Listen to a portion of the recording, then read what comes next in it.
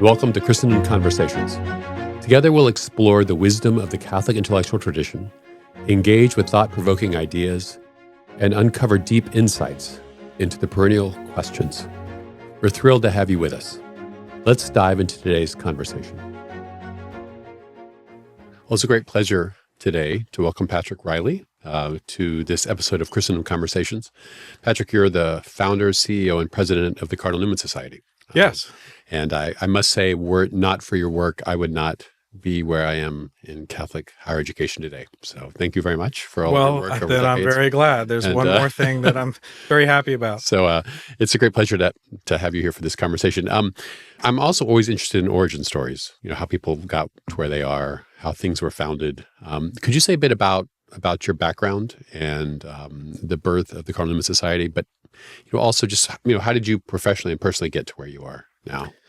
Yeah, I was, okay, sure. So for my generation, I think I was a pretty typical Catholic. I was in and out of public schools and Catholic schools, went to a Catholic high school that was very disappointing,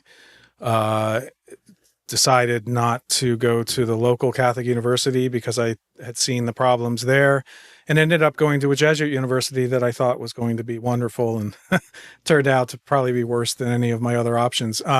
And so I experienced, I was a journalism student, became editor of the student newspaper, and saw a lot of things that I ended up writing about. And so I went from the journalist who's supposed to be very unbiased to writing a lot of op-eds and commentary about what was going on at the university. And frankly, that perhaps more than any of my Catholic education introduced me to teachings of the church that I simply wasn't aware of or didn't completely understand, right? So there's a value to when you're trying to make an argument, right? You tend to focus more on things. And so I learned very much along the way, and I think this work has been a great blessing to me in my own development as a Catholic. So, we saw a number of things at the university. They were giving referrals to women to have abortions. There was an LGBT club that was underground and then became public and was very much directly opposed to Catholic teaching. There was no nuance there at all. And so I wrote about these things, ended up contacting alumni of the university to tell them about it. And both of those clubs, the abortion group and the LGBT group, were actually disbanded, not recognized by the university. So we made some progress. But then I moved to Washington, D.C., and in Washington, most people are not from Washington. Right. They're from everywhere around the country, and met a number of other recent graduates of Catholic universities that had seen the very same things. I wasn't aware of it at the time. I think most Catholics weren't aware of it at the time. The Catholic universities that my parents experienced were very much different in just that one generation from what I and others experienced. And so we started the Cardinal Newman Society, and it was initially intended to be a paper organization, no idea ever of really having any money or staff or anything like that. That was 1993, 2 years out of college. I graduated in 91. And then it was 2002 when I went full time. So there was a long gestation, a long time period. People have asked me, starting other Catholic apostolates, what's your best advice? And my best advice is, well, either don't, or if you feel called to it, get some support before you start. So it took a long time, and it was interesting. We actually had, I think, 2 kids at the time. 2002, 3 kids. And my wife said, look, you're working a full-time job. You're doing this on the side. You need to just, if you feel called to this, you need to just do it full-time. Try to get the money. If it doesn't work, then God doesn't want it to work. If it does, God does want it to work. And I think that was wise advice. And sure enough, God blessed it rather quickly, and we got some support, and we've grown from there. So organizationally, the gestation of the organization, we went, the whole first period, we were focused on just pointing to really the problems. We were exposing the problems in Catholic higher education, all with the goal of them getting resolved and improving. It was always with the same aim that we have today. But our strategy was to expose these problems, and we assumed that good Catholics, the bishops, even the people within these institutions would say, yeah, we get it. This is clearly not Catholic. We can't keep doing this. We're teaching false theology. We're leading people astray. We've got to get our act together. That didn't happen. That was my naivete being young. I had a Jesuit professor at Fordham at the school I graduated from that told me, you're chasing the horses 20 years after the barn doors have been opened.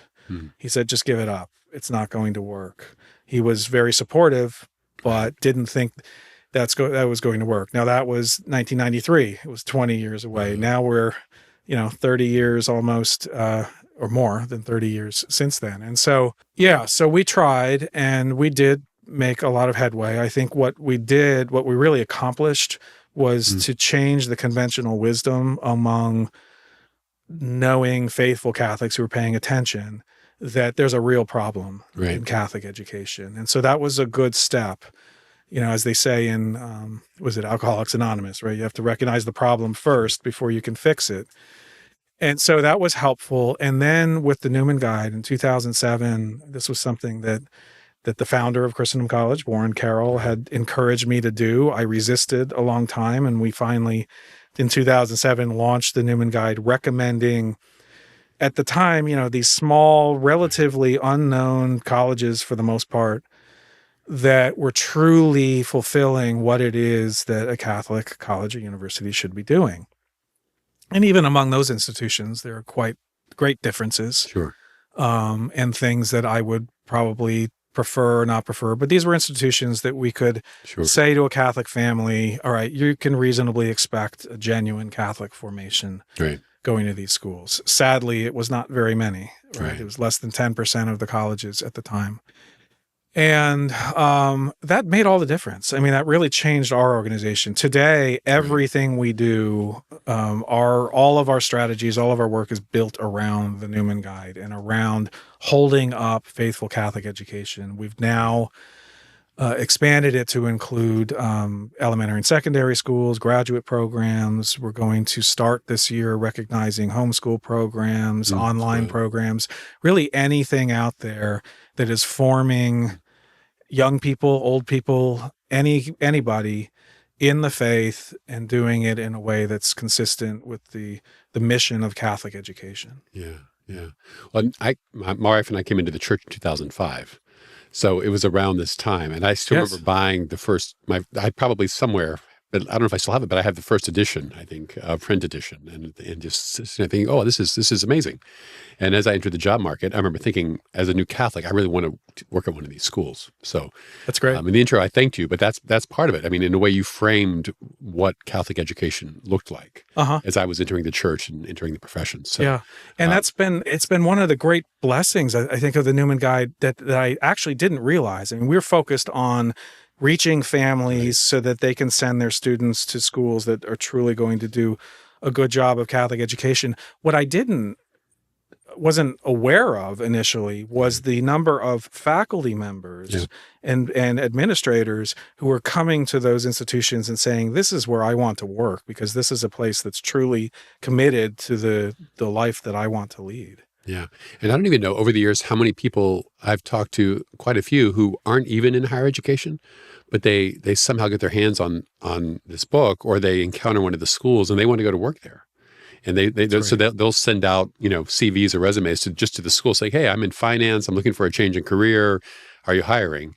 And but they take the book as a roadmap for that. And so it's the implications and the consequences. Well, I was just going to say, so you keep mentioning the book. One thing I'm very excited about. Yeah, it's not a book anymore. If you still have the original one, there are many out there probably left. Because we did have a physical book initially, and then we found that it was very costly, especially those days, to print it and distribute it and to hold it and all of that. And so we ended up pushing it all online. Right. And now this year will be our first year where we're actually relaunching a physical edition of the Newman Guide, including the schools that we recognize, the graduate programs, the full thing. And we're very excited about that. It'll be great. A lot of people want to to hold that physical copy and to be able to dwell on it at night before they go to bed, or who knows what. It's like going back to vinyl. Are you going to release a vinyl version of that? A deluxe Wouldn't vinyl? that be great, right? So an audio version on vinyl. Yeah. Well, that's great. Well, what about Cardinal Newman? Because there's sort of been a parallel journey with him, right? I'm looking at one of the prayer books that I use, and he's still listed as a blessed there. So we go blessed to saint to doctor. Mm-hmm. You want to say a bit about that and how Newman has figured in your own journey? Yeah, for me, I mean, a lot of people come to Newman from different directions, right? So a lot of converts come to Newman because of his great conversion story and also the things that he wrote that really, I think, helped lead people through that conversion. For me, it was his idea of a university, which is a collection of lectures that he gave when he was founding the university that should have been the model for the Church of Faithful Catholic Education, and the Irish bishops destroyed it within a few, several months of working on it. We are now seeing a renewal of what Newman envisioned in the United States, and I would say Christendom College would be something that he would be extremely happy with. Yeah. And so it's been a great journey for me because I didn't know Newman that well, aside from a bit of idea of a university. Yeah. It certainly wasn't taught at my Jesuit university. Sure. And so getting to know him and deciding that, yes, this is the right patron for us, even though he wasn't a saint. So that's why we're the Cardinal Newman Society. Yeah, I'm getting some flack for that. You have to change your name. I'm like, well, we would have changed it to Saint Newman, and then we have to change it to Dr. Newman. I don't know. Exactly. So we're sticking with Cardinal Newman, but it's been a great journey of getting closer into his writings, getting closer to him as a person and learning more and more about him, because I really think Newman is the great example and intercessor for our times in so many ways. He described his life's purpose as fighting liberalism in education. Now, we're not talking about political liberalism, although there are some parallels, but he's talking about this idea that every religion is the same. They're all equal values. It's, no one can really be sure about what's right or wrong. You can't prove it empirically.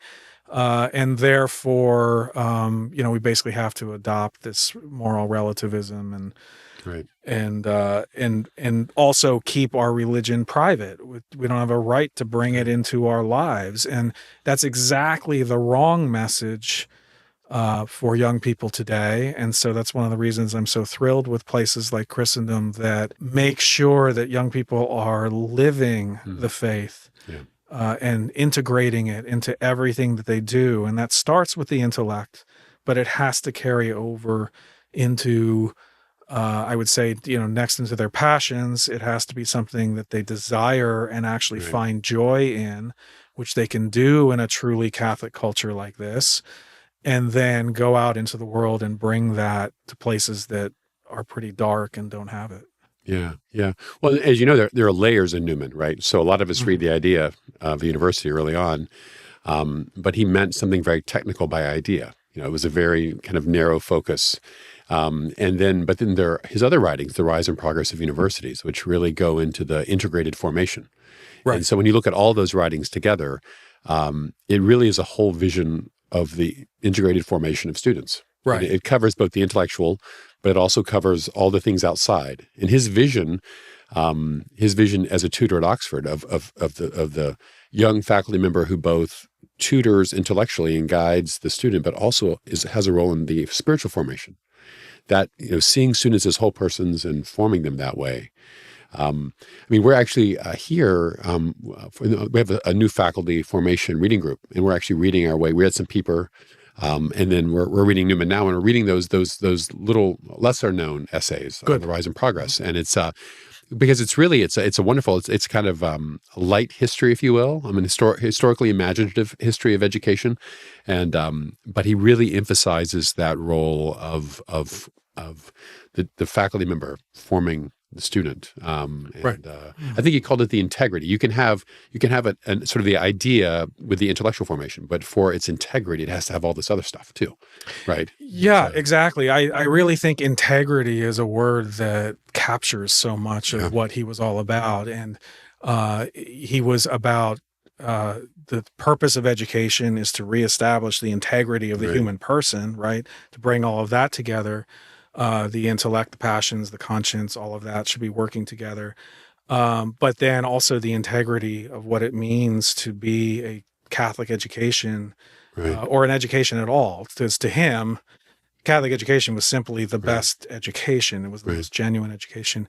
There was, I came across, I don't remember where this was written, but he had a prayer that he would pray when he was establishing the university. And it was something to the effect of, may I remember that I will be held to account for the souls under my care at this institution. And so even though the essence of education may be intellectual, the pastoral aspect of it to him was very important and probably most important to him. Ultimately, it's important for us to form our minds, and it's really necessary for us to grow closer to God in this world, to have the intellect and the ability to do that. But without the church, without the pastoral support, without the faith, without the sacraments, we're nowhere. Yeah, doesn't have its integrity. Well, there's a book out there. I think it's called The Making of Men, and it's about the on the ground experience of what it was like trying to form and build. There's an appendix where he actually had to write the handbook, the student handbook, with the rules. Like, these are the rules for the Catholic University, and he had to come up with these. And there are all these wonderful stories of him dealing with undergraduates who are misbehaving, and meeting with parents when someone was going to be expelled because they were failing out, basically, and it's hard to imagine, a doctor of the church sitting down, breaking the news to a parents like Johnny has not done well, and is going to have to leave. And even we think of this huge thing, but I think he only had maybe 100, 110 students when he started, and so it's just, and it's, or not even started, but at its height, I mean, it wasn't a giant thing. And so it's remarkable. He was writing, he has more theoretical writings, but he knew what was involved in running, actually trying to run something, on a day-to-day basis. So it's, And the other aspect of him that I would like to keep working on bringing out is the elementary and secondary education, because a lot of that was also, he had his oratory school, and frankly, he spent far more time, part of his life, running that oratory school and meeting with students and meeting with their families and developing the curriculum. And I just recently had engagement with the headmaster of the oratory school, which is still in existence in England, and they're doing a great job of trying to do even more to live out the vision that Newman had for education. And so laying that out, I think, would be very valuable for education across the board. It's not all that different, though. No. At those levels, obviously the curriculum's different, but the purpose of his point about always ascending above knowledge and rising and developing, cultivating that philosophical habit of the mind, right? Being able to look at the big picture of things, and ultimately rising to the faith is, I think, just something that we need to recapture across Catholic education. Yeah. Well, I've been thinking about the oratory a lot recently as well, and sort of the Oratorian spirit. I've for the last year, I've been reading through a collection of his letters, because, his letters are multiple volumes. But years ago, someone gave me a 1-volume collection, and I've been sort of slowly working through. And I just got to the part where he converts. He's entered the church now, and he's gone to Rome to study. He's basically trying to decide, okay, what kind of community are we going to found? Is it going to be Dominican? Which way are we going to go? And he settles on the oratory. And I keep thinking about the parallels between the Oratorian approach and even a place like Christendom, because it's not a monastic community. It has a certain discipline of, we have the sacraments, we have a liturgical life, but it's very intentional in terms of forming the people who are part of the community, and even those who've been here, the teachers, everyone's in some sense in formation in a way, but it's very oriented to the outward world. That was really important to Newman. There'd be discipline, but not overly ascetic. But it'd be focused on ministering to the needs of the world. And that seems to resonate a lot with what Christendom's mission ultimately is. I think so. I think the oratory is very comparable to the residential college, right? I think Yeah. the life that that the fathers lived, and then of course they had a large number of brothers that Yeah. and still do, right? So lay people who attach themselves to the oratory, and Yeah. so it is very much about learning and doing it in a local way, right? So Yeah. it's you've Yeah. got kind of that local parish Yeah. sense, but it's more um, than only the sacraments, what we typically think of Sure. a parish doing. And I would love to see our parishes pick that up again, and Yeah. hopefully with more graduates of places like Christendom out there, able to lead that. Right. We might see more of that happen within the parishes. Yeah. Well, even some of the dialogues in the letters between Newman and Faber about where the oratory should be founded. I mean, they intentionally founded them in places that were going to have consequence on the political leadership of the country. Mm-hmm. So there was a sense of which, yes, we're doing this for some of these communities, but there's a sense that what we're doing has to feed into a larger societal change. Mm-hmm. And so that's exactly, Christendom's, restoring all things in Christ. We're doing what we're doing in a sense for its own sake, but in the larger frame, it's to restore all things. Yeah. And so there are all these interesting harmonies between what they were doing and what we're doing here. So Yeah, I like that. yeah, that's interesting. When you think about the future, and if we keep doing what we're doing, if the colleges and universities that have been founded and renewed in the last decades, if we keep doing this, what do you think the landscape might look like in 30 or 40 years? If you were to guess, I mean, are you hopeful? I am hopeful. What it will look like, boy, that's hard to be certain of. I think something is happening, and we're certainly part of it. You're very much a part of it, of trying to help the church understand or re-understand, bring back an understanding that Catholic education is fundamentally not about a type of institution, a type of program, a way of doing things. It's about forming young people Right. intellectually to be able to grasp the things of the world and be able to see God in his creation.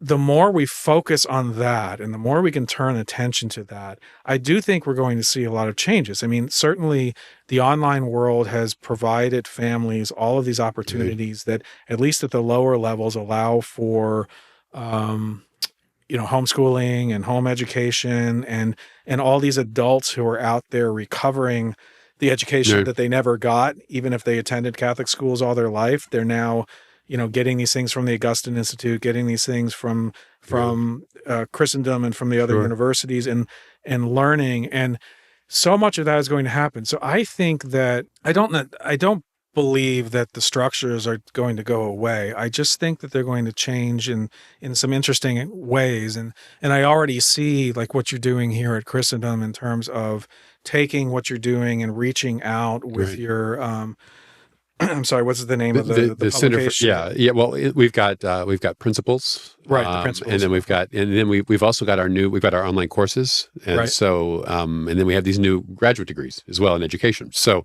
yeah, but we're reaching out in all of these venues, Right, and I think that is going to have to happen, but I also think it's very valuable. I understand those who were somewhat resistant to it for good reason, wanting to seeing the value of what had been done all along. Yeah. But we work with the world, and I think that all of this is going to have just an enormous impact on the church. So I'm very hopeful. I really think we are already on the upswing. I think the Titanic is turned around. At particular institutions, no. I think there are certain institutions, many of our Catholic institutions, that are simply on a trajectory that will not change because they very much don't want it to change. And the people who are holding on to those institutions don't want it to change. But the church is changing. I think Catholics are no longer willing to simply accept that just because it has the label Catholic, that it's actually living that out. And it's a real struggle for Catholic families to be able to identify what is truly fulfilling its mission and what is not.